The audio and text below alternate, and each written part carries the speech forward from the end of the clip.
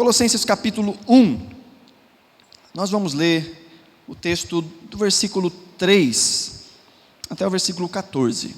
Colossenses 1, do verso 3 ao verso 14. Essa aqui é uma oração do apóstolo Paulo, uma característica do início das suas cartas.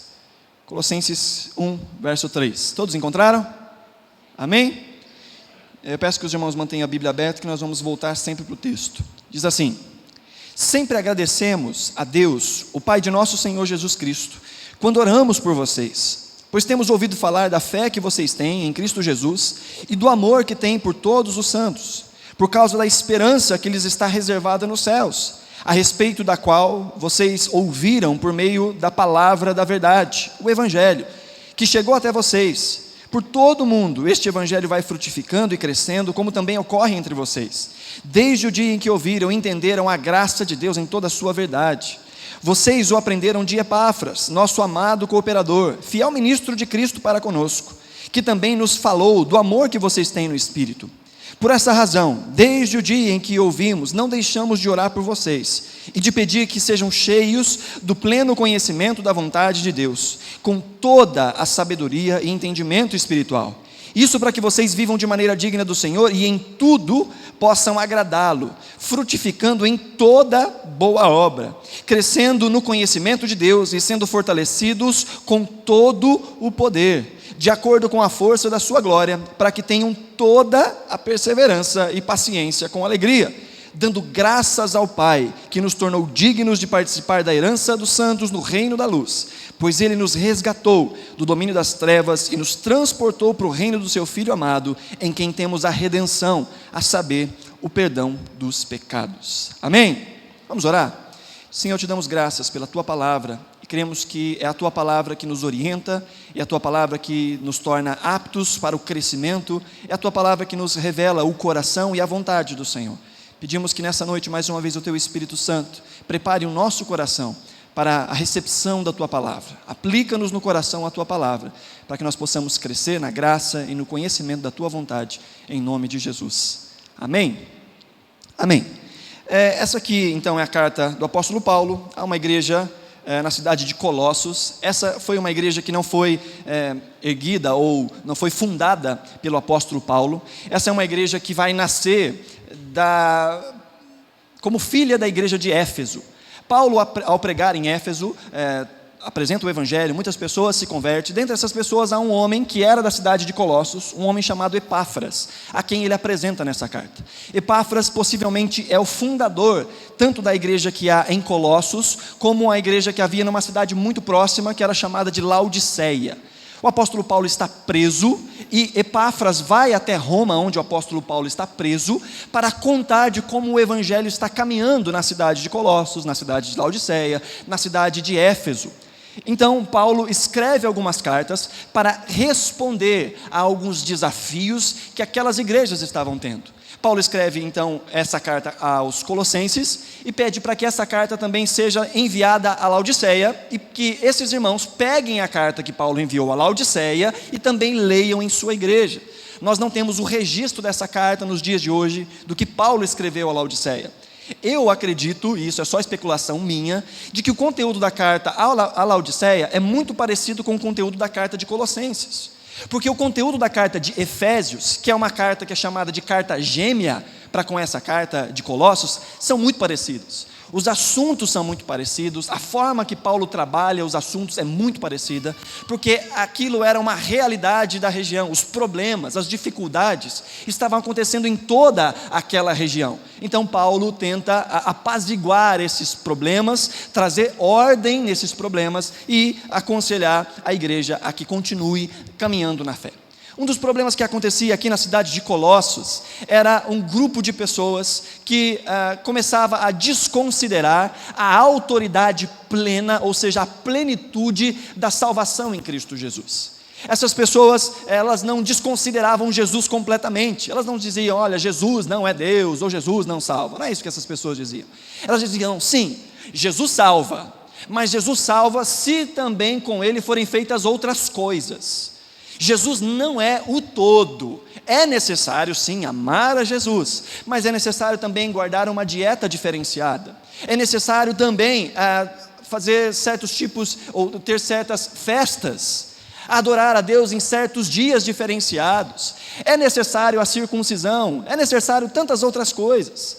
Essas pessoas então tentavam introduzir no meio desta igreja algo que ia além da salvação pela graça e pela fé em Cristo Jesus. Era uma tentativa de emendar um pouco a salvação em Cristo com méritos próprios. Então Paulo escreve essa carta. E eu estou dando essa introdução para que os irmãos se lembrem que todas as cartas que nós vemos na palavra do Senhor, elas são escritas com um propósito. Óbvio, né? As cartas são escritas com um propósito. Então, quando nós vemos Paulo escrevendo cartas, Pedro escrevendo cartas, Tiago escrevendo uma carta, João escrevendo cartas, essas cartas vão para responder a alguns desafios, vão para tratar de alguns problemas.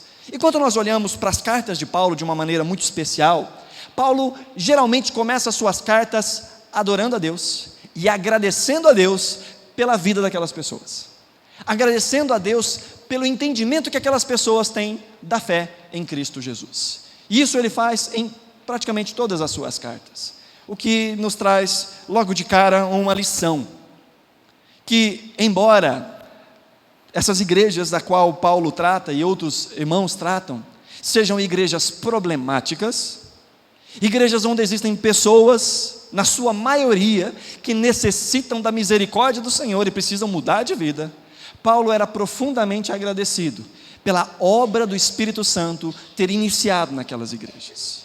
Que embora aquelas igrejas ainda não fossem maduras, ou aquelas pessoas não fossem maduras na fé, Paulo era grato a Deus pelo trabalho que se iniciava na vida de cada uma daquelas pessoas. Isso nos traz também a ideia de olharmos para a nossa comunidade, de olharmos para a igreja do Senhor, e de olharmos e vemos que existem pessoas que têm desafios na sua caminhada espiritual. Pessoas que às vezes a gente olha para a Bíblia e olha para a vida das pessoas e fala assim, isso não está compatível com a vontade do Senhor.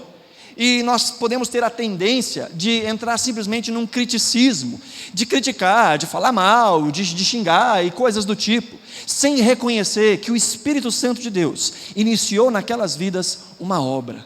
E Paulo começa agradecendo a Deus pela obra que havia se iniciado na vida daquelas pessoas. Paulo agradece a Deus aqui nessa sequência do capítulo, do versículo 3 até o versículo 8, por pelo menos 3 coisas. Segue comigo aí, por favor, em nome de Jesus. Paulo aí no versículo 3, ele diz que é grato ao Senhor quando pensa nessa igreja e ora a Deus e ora por estas pessoas, porque ele é grato, no versículo 4, pois temos ouvido falar da fé que vocês têm em Cristo Jesus, do amor que têm por todos os santos e por causa da esperança que lhes está reservada nos céus. A primeira coisa que a gente tem que entender aqui é de que santos são esses que o apóstolo Paulo está falando. Aqui, como os irmãos bem sabem, Paulo chama aqueles que nasceram de novo de santos.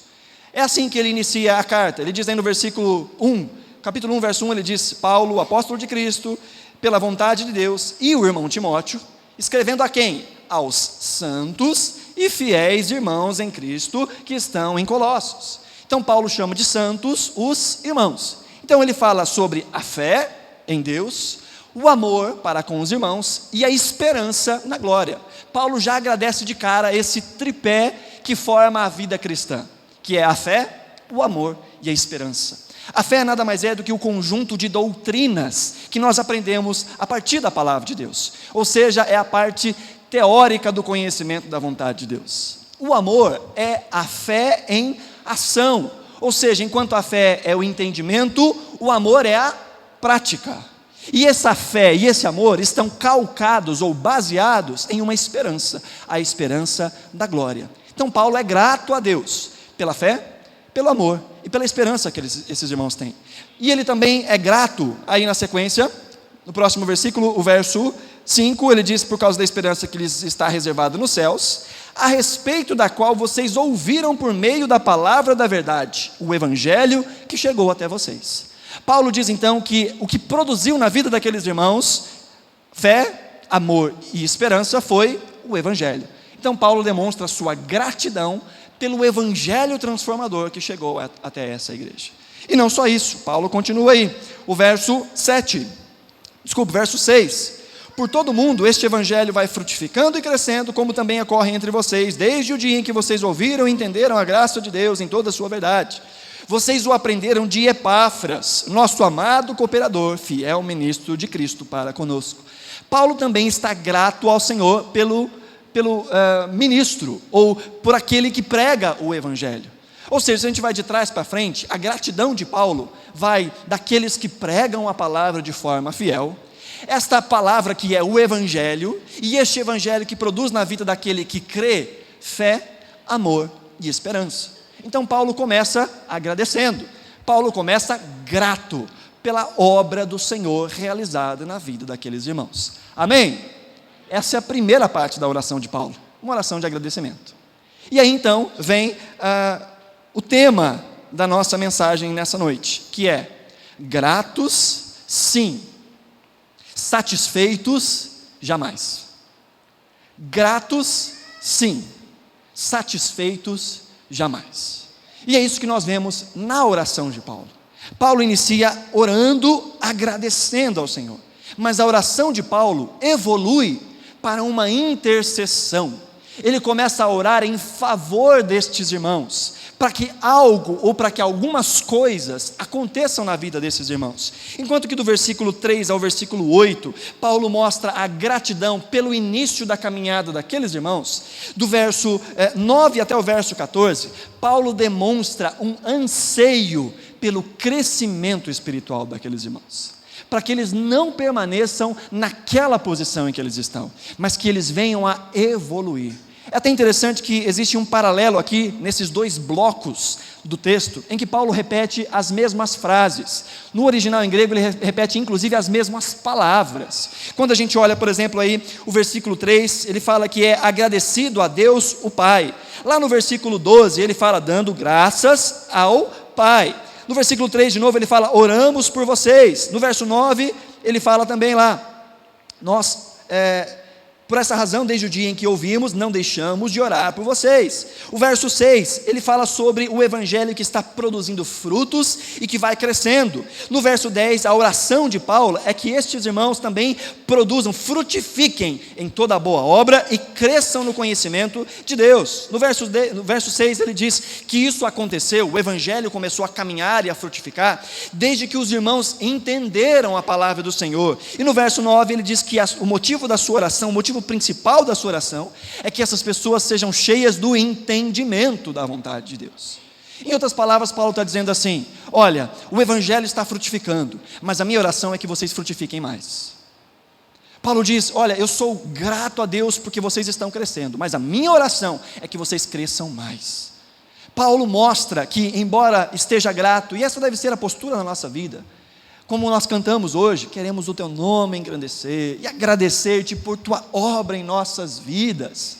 Embora nós devamos sim ser gratos a tudo que o Senhor tem realizado neste momento nas nossas vidas, nós desejamos ter um anseio profundo por algo que é chamado de crescimento espiritual, maturidade espiritual, ir além, não se conformar com o pouco que recebemos. Embora o pouco que recebemos faça completamente a diferença nas nossas vidas, há muito mais do que se receber de Deus e do seu entendimento, mas nós podemos nos limitar, dizendo: não, já está bom na minha vida, tudo que eu sei já é o suficiente, tudo que eu conheço a respeito de Deus já está bom demais, a forma como eu vivo já está bom demais, eu conheço gente que não vive nem 1% daquilo que eu vivo, então para que eu tenho que aprender mais? Eu tenho que exercitar isso que eu já sei. Mas Paulo não concorda com essa ideia. Paulo nos chama para uma ideia de gratidão por tudo que o Senhor já realizou, mas uma ideia de inconformismo, uma ideia de crescimento, de desejo por mais. Então Paulo demonstra a sua felicidade pelo início, mas também demonstra o desejo pelo crescimento. E é tão necessário, queridos, nós clamarmos por crescimento espiritual. Quanto mais o tempo passa, a gente vai experimentando na vida e na caminhada da fé, se não tomarmos muito cuidado, um esfriamento.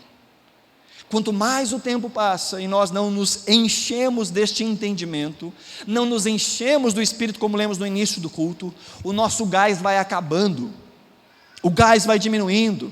Os irmãos que estavam aqui na quinta-feira ou em quarta-feira em Planalto, nós falamos um pouco dentro da segunda carta de Paulo a Timóteo, sobre continuidade, sobre perseverança. Paulo fala: eu combati o bom combate, eu concluí a carreira e eu guardei a fé. Quando ele fala eu concluí a carreira era o nome que era dado naquela época de Jogos Olímpicos a uma volta completa no ginásio.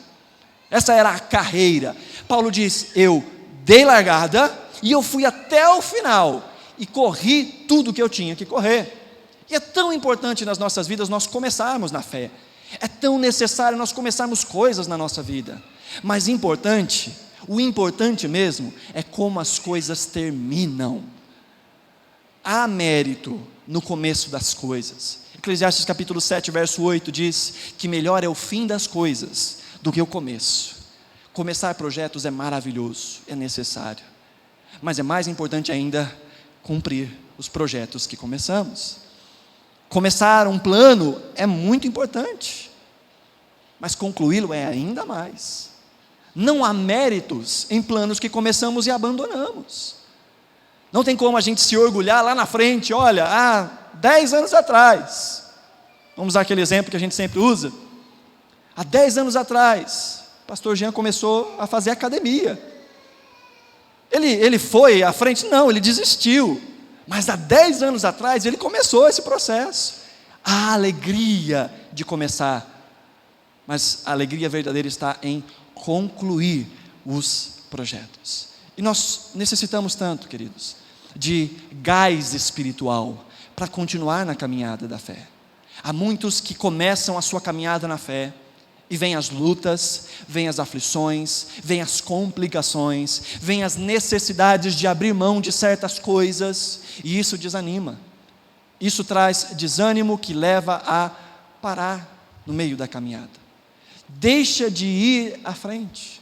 E Paulo está dizendo: glória a Deus pelo início da vida espiritual de vocês, mas busquem mais. Eu oro para que vocês sejam edificados ainda mais. E Paulo continua então dizendo, dentro dessa sequência, quais são as razões para a nossa oração por crescimento espiritual. A primeira razão foi essa razão que eu já trouxe, que é a ideia do desânimo que as lutas trazem, o pesar que o mundo tenta impor sobre nós, a tentativa que a nossa cultura tenta fazer com que a gente tome decisões a partir dessa cultura, a partir dos padrões éticos e morais dessa cultura, e não a partir da vontade de Deus. Então há uma necessidade de crescimento espiritual, para que nós não venhamos a confundir o desejo do nosso próprio coração com aquilo que é desejo de Deus. Então há necessidade de crescimento espiritual, para que nós possamos vencer os perigos que cercam a vida cristã, para que nós possamos chegar até o fim dessa carreira que nos é proposta. Mas em segundo lugar, é onde nós vamos mais gastar o nosso tempo nessa noite. É necessário orar por crescimento espiritual, porque esse deveria ser o curso natural da vida de todo cristão. Crescer espiritualmente deveria ser o curso natural da vida de todas as pessoas. Todos nós deveríamos ter esse desejo de ficarmos maduros na fé. A Bíblia fala muito sobre maturidade na fé. Paulo escreve uma carta um pouco irado à igreja na cidade de Corinto, e ele diz: eu queria muito falar com vocês como pessoas espirituais, mas vocês não são espirituais, vocês são crianças, são bebês na fé. O escritor de Hebreus vai nessa mesma ideia. Ele começa a traçar algo que é muito profundo sobre Jesus, sobre o ministério de Jesus, e enquanto ele está falando, ele para no meio de uma sentença e ele fala: há muito mais o que dizer, mas vocês se tornaram fracos em aprender, então não tem como eu falar isso para vocês. A Bíblia traz essa crítica quando nós começamos a caminhada cristã e não empreendemos a maturidade, não temos o desejo de aprender mais e de exercitar mais aquilo que nós aprendemos. É muito comum e muito visível na vida de muitos cristãos nos dias de hoje uma postura de contentamento, mas um contentamento maléfico sobre a vida espiritual. Já está bom assim. Poxa, pensar em quem eu era lá atrás, e o que aconteceu na minha vida, já está ótimo. Falta um despreendimento, falta fome, falta sede. Sabe quando a gente vê um novo convertido, alguém que entendeu o Evangelho, que caiu a ficha, e nós vemos aquela fome que a pessoa tem, aquela ânsia de aprender mais, e está em todo tempo, buscando em todo momento, de toda forma, a aprender mais de Cristo Jesus. Aonde puder estar, Ele está.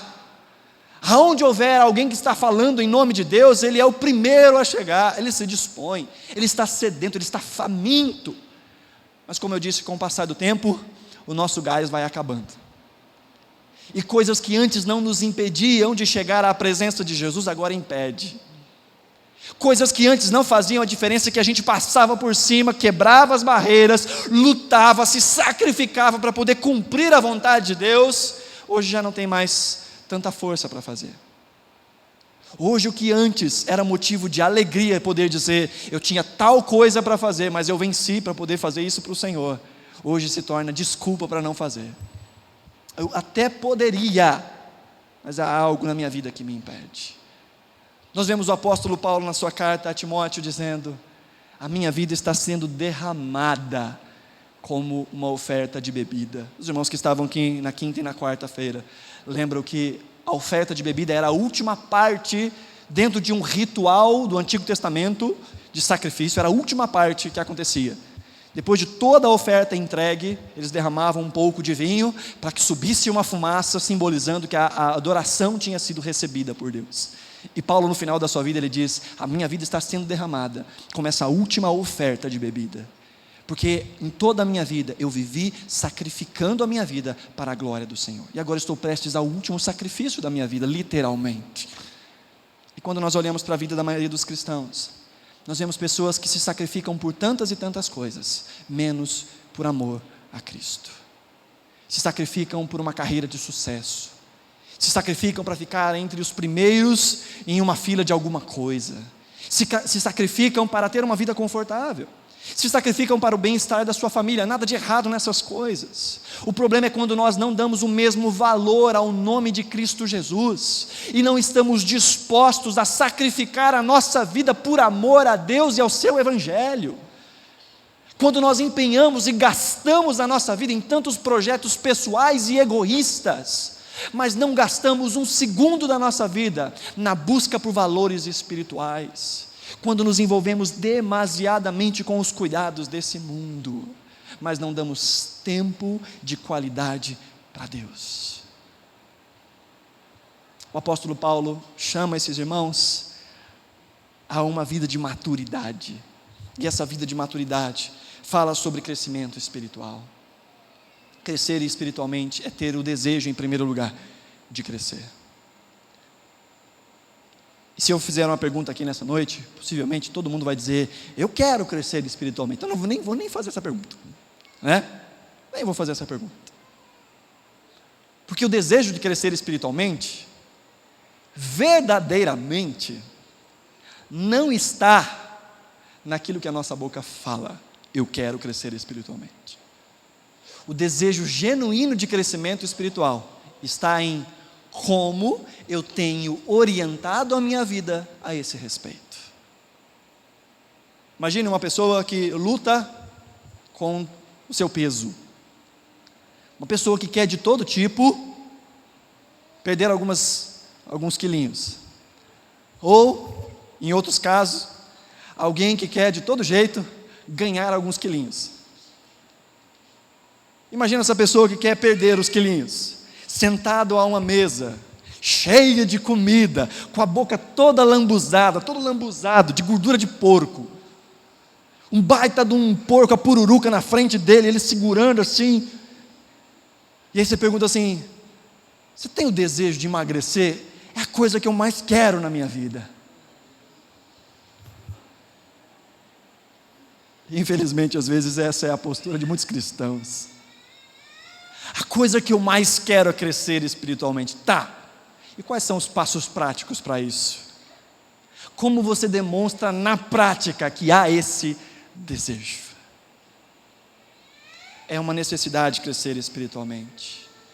Mas quando nós temos uma falta de desejo por ler a palavra de Deus, uma falta de desejo por orar, uma falta de desejo por participar das programações da igreja, uma falta de desejo por aprender, uma falta de desejo por estar na escola bíblica dominical, isso denuncia um pouco do nosso coração.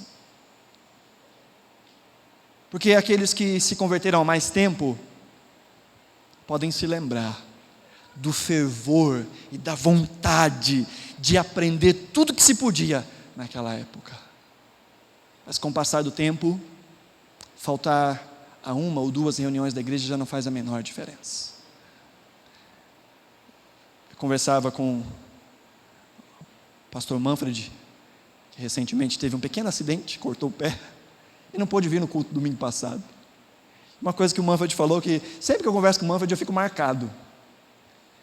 Ele fala: eu fiquei tão mal por não poder ir na igreja, eu queria ir na igreja do mesmo jeito, mas a Vale não deixou. Aí, ó, Vale, não deixou.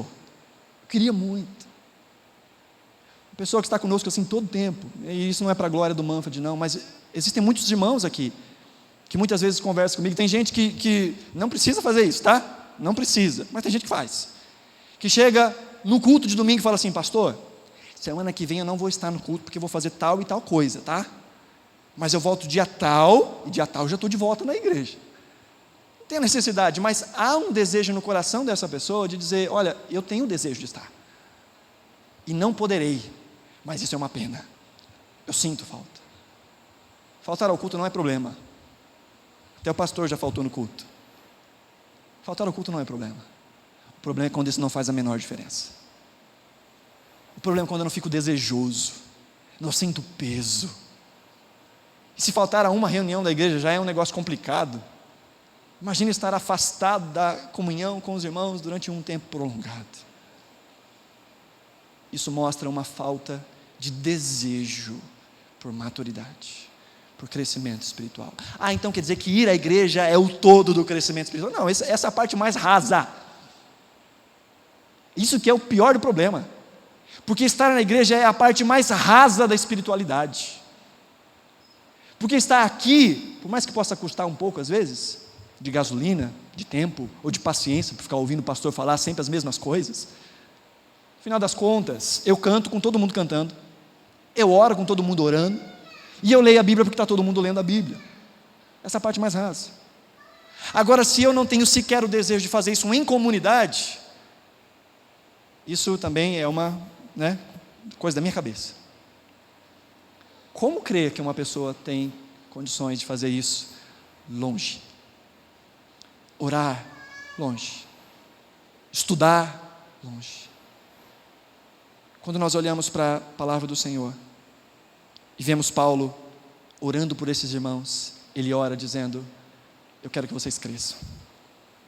E a oração de Paulo é uma oração que nos chama a viver uma vida não mais como criança. Ele fala assim: Jean, mas Jesus falou que a gente tem que ser como criança, né? Se a gente não for como criança, a gente não entra no céu. Tem até uma música que às vezes a gente canta aqui: quero ser como criança, né?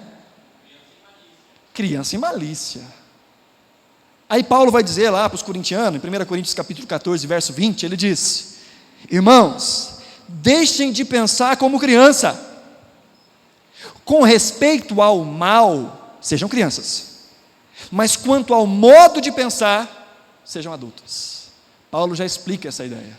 Nós somos chamados a sermos crianças na malícia, mas adultos no entendimento da vontade de Deus. Somos chamados a crescer espiritualmente. Amém, queridos? E aqui Paulo, já estamos no final, na reta final da mensagem. Paulo então fala do tipo de oração que nós devemos fazer na nossa vida, ou o tipo de desejo nas orações que nós temos que ter na nossa vida, quando sentimos que a nossa vida espiritual empacou, quando não está indo para frente. Aí no versículo 9, leia comigo, ele diz assim: por essa razão, desde o dia em que ouvimos, não deixamos de orar por vocês e de pedir que vocês sejam cheios do pleno conhecimento da vontade de Deus, com toda a sabedoria e entendimento espiritual.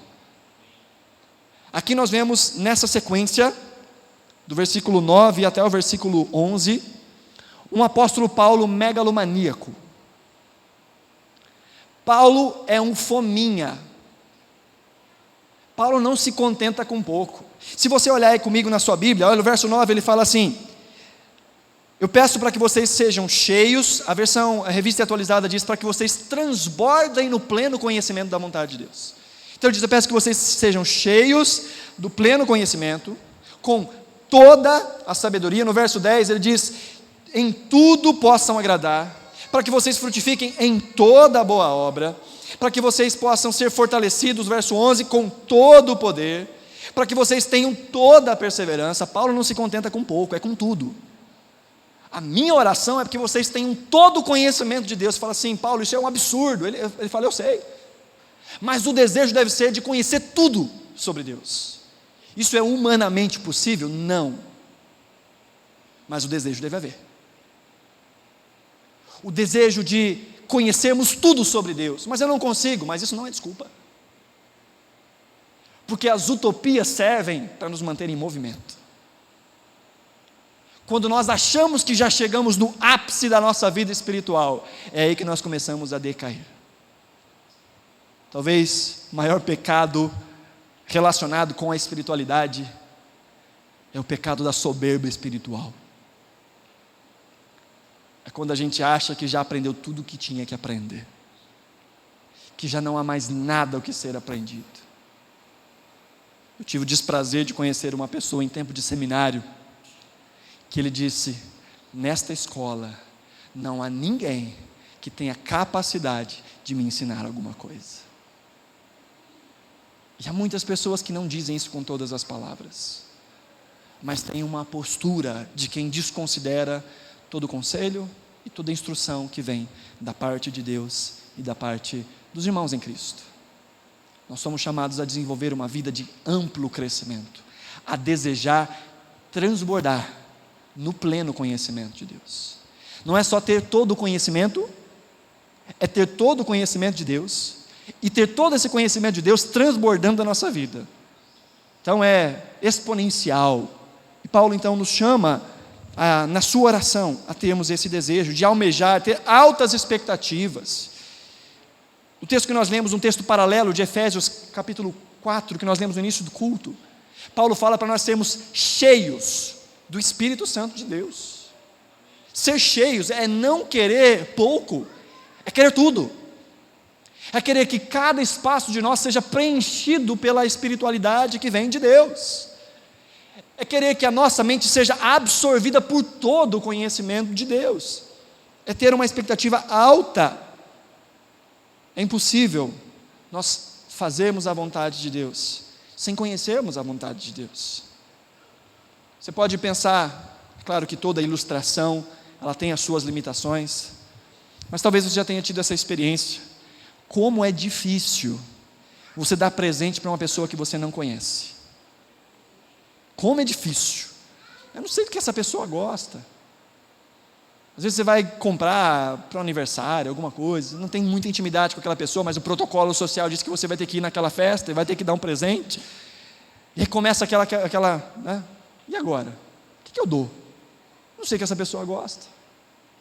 E o maior risco que a gente corre é de tentar dar para aquela pessoa, não aquilo que ela gosta, mas aquilo que a gente gosta.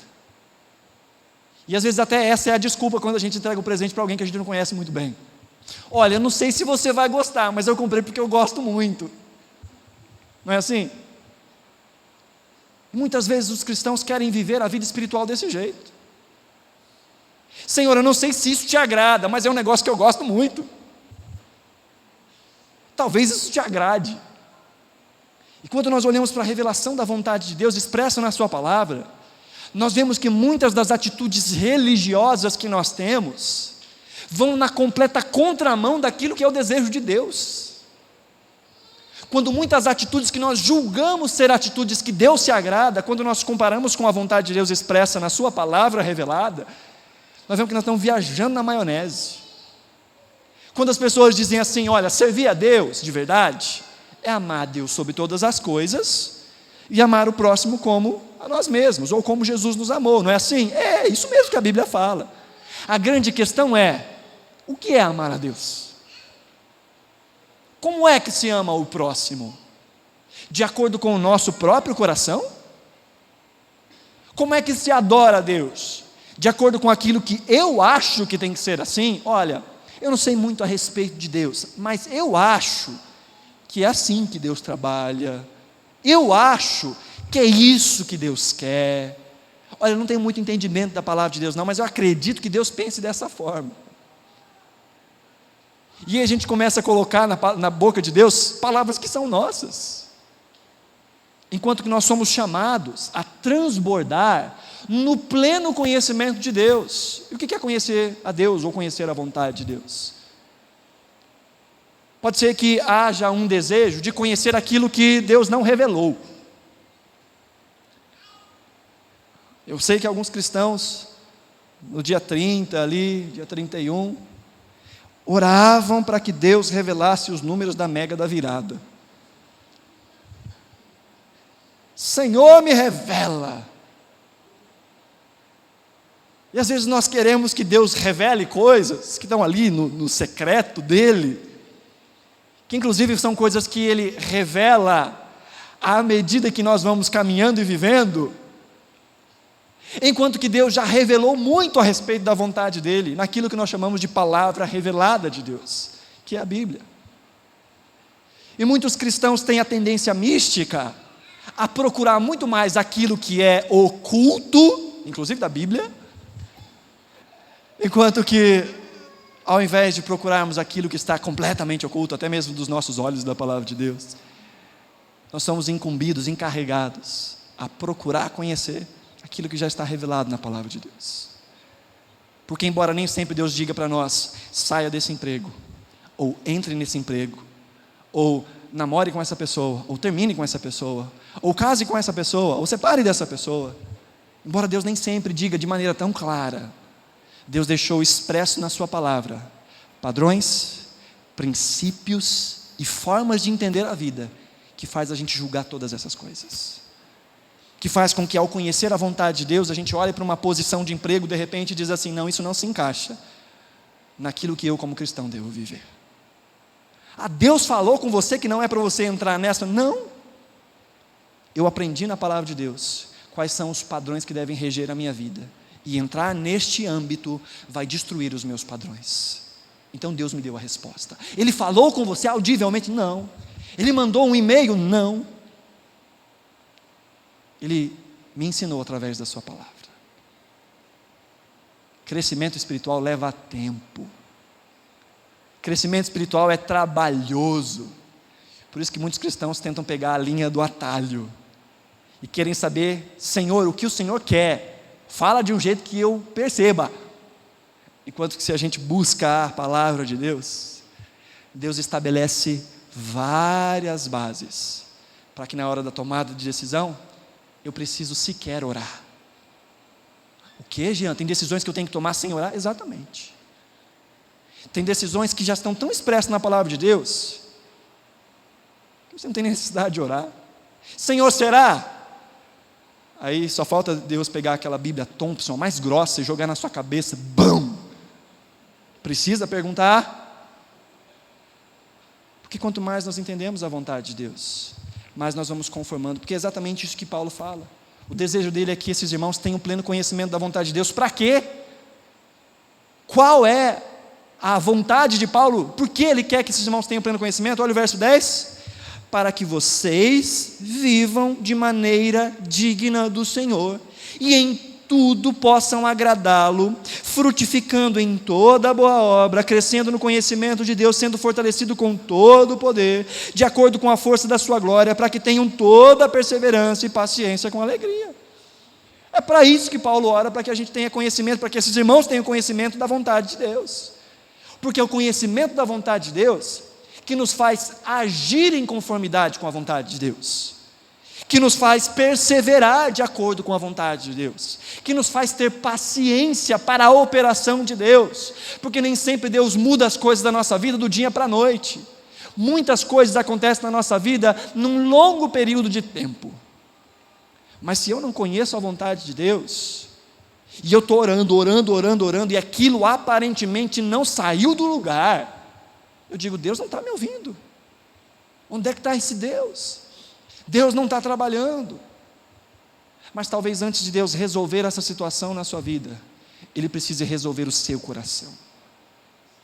E talvez Ele esteja usando essa situação na sua vida para quebrantar o seu coração, para que então você possa crescer.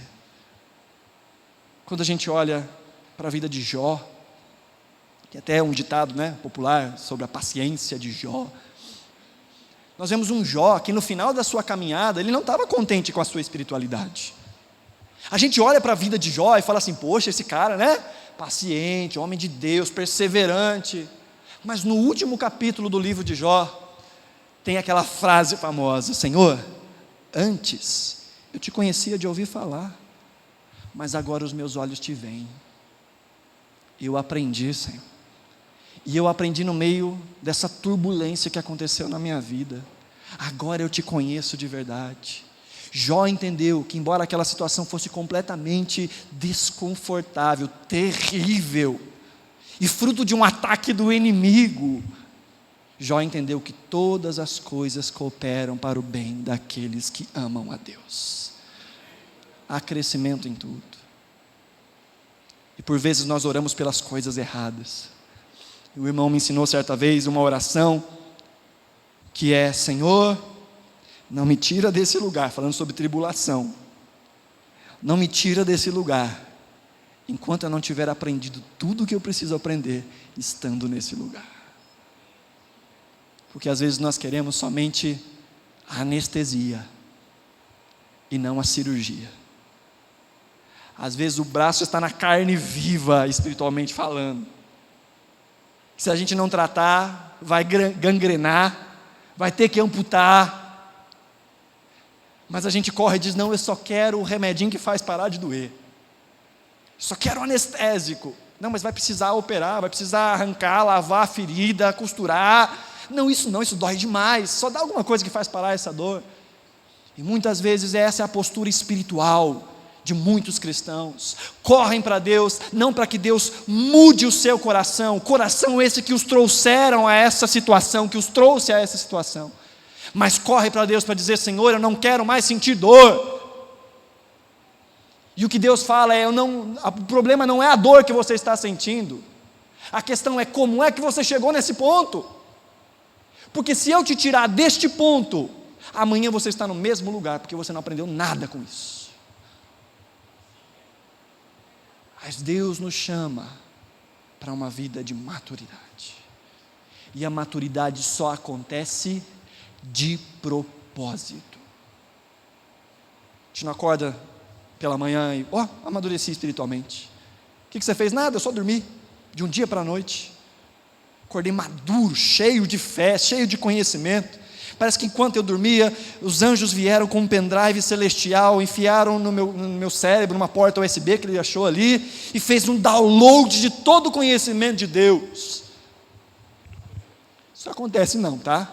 Dá uma boa ficção científica, se você quiser escrever. Ficção científica gospel, Vamos inventar um novo gênero. Mas crescimento espiritual só vem através de trabalho, através de oração, e através de rendição aos meios de graça. Deus nos abençoa e Ele usa formas para nos abençoar. Deus nos ensina e Ele usa forma para nos ensinar. Quando nós estamos desejosos. Então Paulo diz aí para viver de forma digna. E essa palavra viver de forma digna é uma ideia de... Lembra aquelas balanças que tinham 2 pratos? Você coloca um peso aqui e a coisa que pesa do outro lado. A ideia é essa ideia de equilíbrio de uma balança. É para que vocês vivam de maneira equilibrada com a vontade de Deus. Para que aquilo que vocês fazem na prática esteja em completo equilíbrio com aquilo que é a vontade de Deus. Como é que se vive de maneira digna? Tendo pleno conhecimento da vontade de Deus. E uma vez tendo pleno conhecimento, a maneira digna de se viver vai se demonstrar através desses 4 gerúndios que nós temos aqui no verso 10, 11 e 12, frutificando, crescendo sendo fortalecido e dando graças. Essa é a vida de um cristão maduro, um cristão que frutifica, um cristão que cresce, um cristão que se fortalece em tempo de crise, um cristão que dá em todo tempo graças a Deus, independente das circunstâncias, ele dá graças a Deus. Nessa noite, a minha oração pela minha vida e a minha oração pela vida de cada um dos irmãos aqui presentes é a oração de Paulo. Dou graças a Deus pela obra que Ele tem realizado e intercedo e oro para que nós possamos crescer mais, desejar mais, ter mais fome. Talvez a grande questão que nós precisamos não é pedir: Senhor, dá-nos mais comida. O que nós precisamos pedir nos dias de hoje é: Senhor, nos dá mais fome. Porque Paulo diz que existe todo o conhecimento, toda a justiça, toda a perseverança, todo o poder disponível a nós. A questão é o tamanho da nossa fome. Amém?